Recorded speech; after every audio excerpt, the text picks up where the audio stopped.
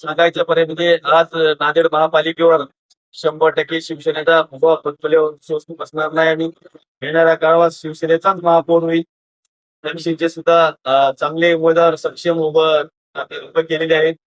नांदेड उत्तर मतदारसंघात सुद्धा चांगले काम करणारे, जनतेची सेवा करणारे असे उमेदवार आपण 40 उमेदवार उभे केले आणि 38 उमेदवार आमचे शिवसेनेचे उमेदवार आहेत. त्याच्यामध्ये रिपब्लिकन सेना नरेंद्रनाथ आंबेडकर साहेब यांचे सुद्धा, या पक्षाचे सुद्धा 2 उमेदवार आपल्या 38 मध्ये आहेत आणि 2 उमेदवार आमचे 40 काल उमेदवार होते ते रिफॉर्म लावते आम्ही 40 उमेदवाराला. ते 2 उमेदवार म्हणजे पडविले म्हणजे 2 रिफॉर्म असताना उमेदवाराला त्यांनी आकार घ्यायला लावले.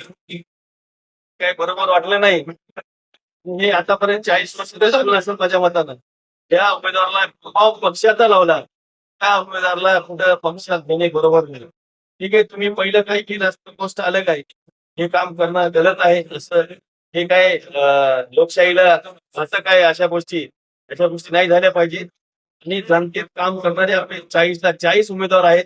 पुरस्कृत आमचे 2 उमेदवार आहेत. प्रभाग क्रमांक 5 मध्ये